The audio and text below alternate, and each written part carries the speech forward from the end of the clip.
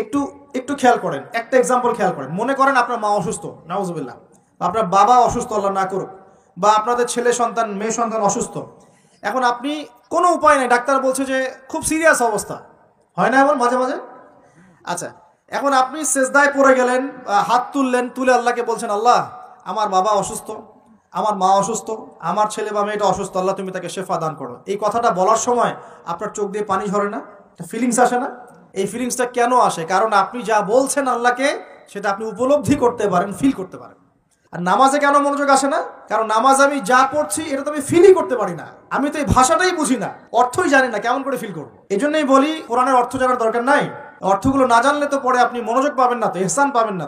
তো এই জন্য নামাজে মনোযোগ বাড়ানোর প্রধান শর্ত হচ্ছে অর্থটা বোঝার চেষ্টা করতে হবে। কি পড়ছি সূরা ফাতিহায়, কি পড়ছি রুকুতে, কি পড়ছি সেজদায়, হ্যাঁ কি পড়ছি আমি তাশাহুদ, দরুদে, দোয়া, মাসুরায়, অর্থ জানতে হবে। এবং সেজদায় বেশি বেশি দোয়া করার চেষ্টা করবেন। নামাজ তাড়াহুড়া 3G 4G 5G তে যাবেন না, রিল্যাক্সে নামাজ পড়ুন, ইতমিনানের সাথে। জীবনে যত নামাজ পড়েছি, নামাজ সবচেয়ে সেরা নামাজ পড়েছি আমি ব্যক্তিগতভাবে বলছি, আমার জীবনে মক্কায় আর মদিনায় নামাজ পড়লে দেখবেন মনে হবে যে আপনি মানে অন্য একটা জগতে চলে গেছেন। মাশাআল্লাহ, এত চমৎকার তিলাওয়াত, এত খুশু খুশু, বিনয়, নম্রতা, রিল্যাক্স, ধীর স্থির ভাবে 2 রাকাত ফজরের নামাজ পড়াচ্ছে, মাশাআল্লাহ 15 মিনিট 20 মিনিট সময় লাগে, এবং তিলাওয়াত হচ্ছে, চোখ দিয়ে পানি না ঝরে যাবেই না। কারণ আপনি ফিল করবেন এই যে মদিনায় আমি দাঁড়িয়ে নামাজ পড়ছি, এখানেই তো কোরআন নাজিল হয়েছে। এই যে মক্কায় নামাজ পড়ছি, এখানেই কোরআন নাজিল হয়েছে, এই আয়াতগুলো এখানেই নাজিল হয়েছে। ফিল করতে হবে। তো এখন নামাজ যারা পড়াই, আমরা ইমাম সাহেব আছি, আমি রিকোয়েস্ট করবো যে নামাজটাকে একটু রিল্যাক্সের সাথে, খুশু খুজুর সাথে পড়াই। আমি জানি মুসল্লিরা এখন খুব ব্যস্ত, ইমাম সাহেব লম্বা করতে চাইলে মুসল্লি এসে ডিস্টার্ব করা শুরু করে, নাকি ইমাম সাহেব আপনার কি কাজ নাই, এত লম্বা করেন কেন? প্রিয় ভাইরা, দুনিয়াতে কেন এসেছি বলেন তো? দুনিয়াতে কেন আসছি আমরা? ওমা খালাকতুল জিন্না ওয়াল ইনসা ইল্লা লিয়াবুদুন, কার ইবাদত করতে আসছি? তো দুনিয়াতে নামাজই তো বেস্ট ইবাদত। এই ইবাদত করতে এত সময় হচ্ছে না, তাহলে দুনিয়াতে আসলাম কেন ভাই? দুনিয়া থেকে আমি শুধু বউ বাচ্চা, সন্তান সন্ততি আর ব্যবসা বাণিজ্য করতে আসছি? আল্লাহ পাক তো পাঠিয়েছেনই আমাকে ইবাদত করার জন্য, তাহলে আমি ইবাদতে এত তাড়াহুড়া কেন? রিল্যাক্স থাকেন, আল্লাহ পাক তৌফিক দান করুন। এইভাবে 5 ওয়াক্ত নামাজ পড়বেন, আল্লাহ পাক তৌফিক এনায়েত করুন। আর নামাজের কিছু বাহ্যিক মাসআলা আছে, এই মাসআলাগুলোকে নিয়ে কিছু ইখতিলাফ চলে আসছে দীর্ঘদিন থেকে। এই ইখতিলাফগুলোতে গিয়ে উম্মাহকে বিভক্ত করবেন না আল্লাহর ওয়াস্তে। যে যেটার উপর আমল করছেন আল্লাহর ওয়াস্তে করেন, কিন্তু এক ভাই আরেক ভাইয়ের সাথে গোশত কামড়াকামড়ি করেন। কথা কি বুঝতে পারছেন? এগুলো ইখতিলাফি মাসআলা, ফিকহি মাসআলা, উলামায়ে কেরামের মধ্যে ইখতিলাফ দীর্ঘদিন থেকে ছিল, থাকবে। যে যার মতো আমল করছেন, করতে থাকেন। যেটা আপনার কাছে বেশি সহি মনে হচ্ছে, যেটা আপনার কাছে বেশি গ্রহণযোগ্য দলিল মনে হচ্ছে, আপনি সেটার উপর আমল করেন, কোনো সমস্যা নাই। কিন্তু এই ইস্যুগুলোকে কেন্দ্র করে, মসজিদগুলোকে ভাগ করে করে উম্মাহকে বিভক্ত করেন না। এতে কাফের, মুশরিক, মুনাফিকরা হাসে আমাদেরকে দেখে, ওরা আমাদেরকে দেখে হাসে, দেখো কি জাতি, কি কি বিষয় নিয়ে উম্মাহকে বিভক্ত করে নিজেরাই আপসে বিভক্ত হয়ে গেছে। একটা বিভক্ত জাতিকে শাসন করা সহজ না ঐক্যবদ্ধ জাতিকে শাসন করা সহজ বলেন? এখন আমরা তো বিভক্ত না ঐক্যবদ্ধ। সুবহানাল্লাহ, কাফের মুশরিকদের মধ্যে যদি 100টার মধ্যে 90টা বিষয়ে দ্বিমত থাকে, একটা বিষয়ে ঐক্যমত যে মুসলিমদের সাথে, মুসলিমদেরকে ডমিনেট করতে হবে, মুসলিমদেরকে মানে ডিঙ্গিয়ে উপরে যেতে হবে, ওরা একমত, মাশাআল্লাহ ওরা ঐক্যবদ্ধ। আর আমাদের মধ্যে যদি দেখেন আপনি যে 90টা বিষয় আমরা একমত, এই 4টা 5টা 6টা বিষয় আমরা দ্বিমত, ওই কয়েকটা বিষয় যথেষ্ট উম্মাহকে বিভক্ত করে ফেলার জন্য। তাহলে আমরা নিশ্চয়ই দূরদর্শিতা সম্পন্ন জাতি হলাম। আল্লাহ পাক জানি না আমাদের কবে বোধোদয় দিবেন। আর দোয়া করি আল্লাহ পাক এমন প্রজন্ম যেন নিয়ে আসেন যারা স্মার্ট হয়, বিচক্ষণ হয়, উম্মাহকে ঐক্যবদ্ধ করতে পারে। আমিন। যদি আমাদের দ্বারা না হয়, না হোক, আল্লাহ পাক এমন প্রজন্ম নিয়ে আসুক যে এই প্রজন্ম আল্লাহ রাব্বুল আলামিনের জমিনে উম্মাহকে ঐক্যবদ্ধ করে উম্মাহকে এগিয়ে নিয়ে যাবে ইনশাআল্লাহ। বিশ্বাস করেন, নবী সাল্লাল্লাহু আলাইহি ওয়াসাল্লাম যদি সারা জীবন বলতেন সুবহানাল্লাহ পড়লে এত নেকি হয়, আলহামদুলিল্লাহ পড়লে এত নেকি হয়, আল্লাহু আকবার পড়লে এত নেকি হয়, কোনো সমস্যা হওয়ার কথা ছিল না। নবী সাল্লাল্লাহু আলাইহি ওয়াসাল্লামকে প্রস্তাব দেওয়া হচ্ছে, তুমি যে আল্লাহর ইবাদত করো সেই আল্লাহর ইবাদত আমরা করব, পাশাপাশি আমরা আমাদের লাত উজ্জা মানাতেরও ইবাদত করব। হবে কি? নবী সাল্লাল্লাহু আলাইহি ওয়াসাল্লাম বলছেন, জি না, হবে না। কুলু লা ইলাহা ইল্লাল্লাহ তুফলিহুন, লা ইলাহা ইল্লাল্লাহ বলে সমস্ত বাতিল ইলাহকে অ্যাভয়েড করতে হবে, এলিমিনেট করতে হবে, তারপর হবে মুসলিম। এখন আপনি 5 ওয়াক্ত নামাজও পড়বেন মাশাআল্লাহ, এদিকে সুদও খাবেন, আপনি রমজান মাসে সাওমও রাখবেন মাশাআল্লাহ, আপনি ঘুষও নিবেন, আপনি এদিকে দান সদকাও করবেন, আবার যাকাতও দিবেন না, এদিকে মাশাআল্লাহ আপনি তাহাজ্জুদ পড়বেন, পর্দা মানবেন না, হ্যাঁ, এদিকে আপনি তাসবিহ তাহলিল করছেন, হজ উমরা করছেন বছর বছর, এদিকে দুর্নীতিও করবেন, অন্যের সম্পদ আত্মসাৎও করবেন। এই লা ইলাহা ইল্লাল্লাহ তো আল্লাহর রাসূল শিখান নাই, শিখাইছেন নাকি? উদখুলু ফিস সিলমি কাফা মানে কি? তোমরা পরিপূর্ণরূপে ইসলামে কি করো? প্রবেশ করো। এখন ইসলামে পরিপূর্ণ প্রবেশ মানে কি? নামাজও পড়বেন, সুদও খাবেন, আর এদিকে রোজাও রাখবেন, ঘুষও খাবেন, এদিকে হজ উমরা করবেন, বোনের সম্পত্তি মেরে খাবেন। এগুলো কি লা ইলাহা ইল্লাল্লাহ শিক্ষা? তো মনে রাখবেন, লা ইলাহা ইল্লাল্লাহ এর হকপন্থী ওলামায়ে কেরাম যারা, সোহবতে গিয়ে পড়ে দিন শিখবেন ইনশাআল্লাহ। পারবেন না? এটা চেনার জন্য আপনাকে এত কষ্ট করতে হবে না, এত কষ্টের প্রয়োজন নাই। খালি দেখবেন যে কাদের দাওয়াতে বাধা বিপত্তি নেমে আসে আর কাদের আসে না। এতটুকু চোখ কান খোলা রাখলেই বুঝতে পারবেন ইনশাআল্লাহ আযজা ওয়া জাল। এই জন্য একজন মজলুম বলেছিলেন যে তাকে মৃত্যুর সময় বলা হচ্ছে কালিমা পড়েন। কি পড়েন? কালিমা পড়েন। সে বলছে যে আমাকে কোন কালিমা পড়তে বলছে? যে কালিমা তোমরা পড়ছো সেই কালিমা পড়ার পর তোমাদের রুটি রুজির ব্যবস্থা হচ্ছে, আর আমি যে কালিমাটা পড়েছি এই কালিমার জন্য তুমি এসেছো আমার গলায় আজকে ফাঁসির কাষ্ট ঝোলাতে। এই হচ্ছে অবস্থা। প্রিয় ভাইরা, দুনিয়ার জীবনটা চূড়ান্ত নয়।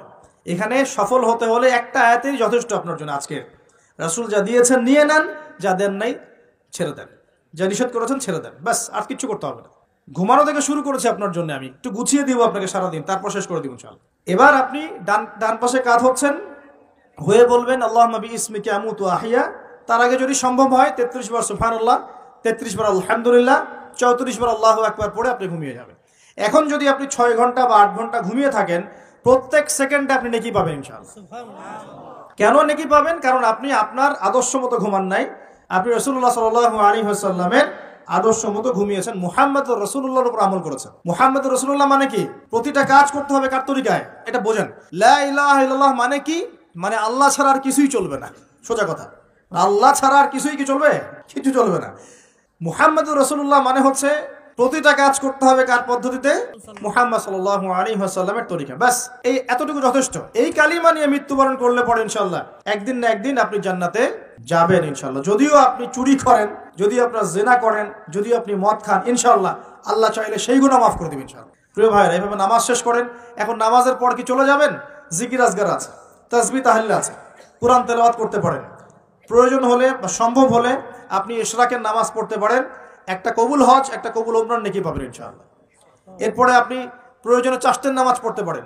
এখন নাস্তা খাবেন, নাস্তা খাওয়ার সময় কি মন গড়া ভাবে খাবেন নাকি রাসূলের পদ্ধতিতে খাবেন? রাসূলুল্লাহ সাল্লাল্লাহু আলাইহি ওয়াসাল্লামের মতো করে খান।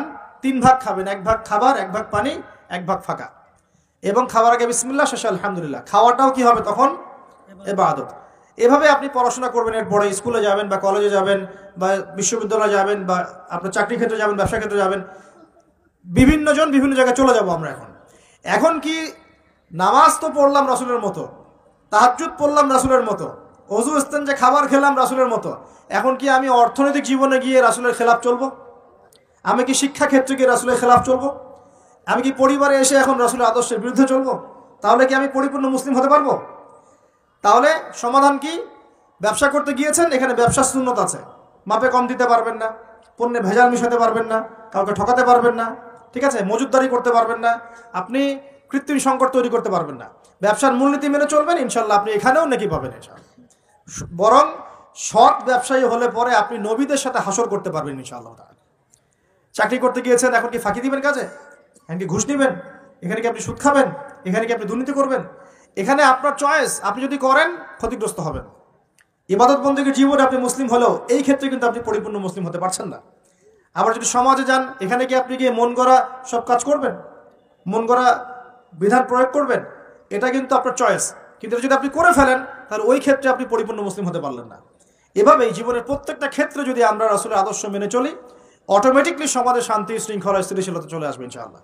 এবং শুধুমাত্র যুব সমাজ নয়, আমাদের প্রবীণরা, মা বোনরা, আমাদের আগামী প্রজন্ম এবং চলমান যে প্রজন্ম চলছে, সকলেই উপকৃত হবে ইনশাআল্লাহ আযজা ওয়া জাল। আজকের এই একটা আয়াত জাস্ট আমি তেলাওয়াত করেছি, ওটা আমি ক্ষুদ্র জ্ঞানে ব্যাখ্যা করার চেষ্টা করলাম। রাসূলুল্লাহ সাল্লাল্লাহু আলাইহি ওয়াসাল্লাম যা যা দিয়েছেন সমস্ত সুন্নতগুলোকে আমল করার চেষ্টা করতে হবে। আল্লাহ পাক তৌফিক দান করুন, আমিন। একই সাথে নবী সাল্লাল্লাহু আলাইহি ওয়াসাল্লাম যত কিছু নিষেধ করেছেন সমস্ত নিষেধগুলোকেও বর্জন করতে হবে ইনশাআল্লাহ। আল্লাহ পাক তৌফিক এনায়েত করুন। আপনি সুন্নত মানছেন ঠিক আছে, কিন্তু শিরক ছাড়ছেন না, চলবে না। বেদাত ছাড়ছেন না, চলবে না। হারাম রিজিক ছাড়ছেন না, চলবে না।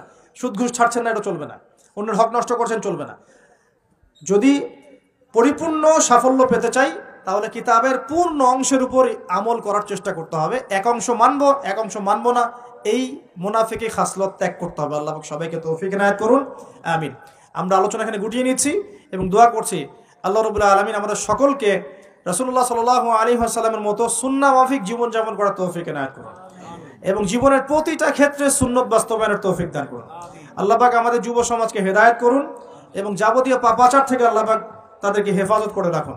আমাদের মা বোনদেরকে আল্লাহ পাক খাস পর্দায় থাকার তৌফিক এনায়েত করুন। আমাদের সন্তান সন্ততিদেরকে আল্লাহ পাক মানুষের মতো মানুষ করার তৌফিক দান করুন।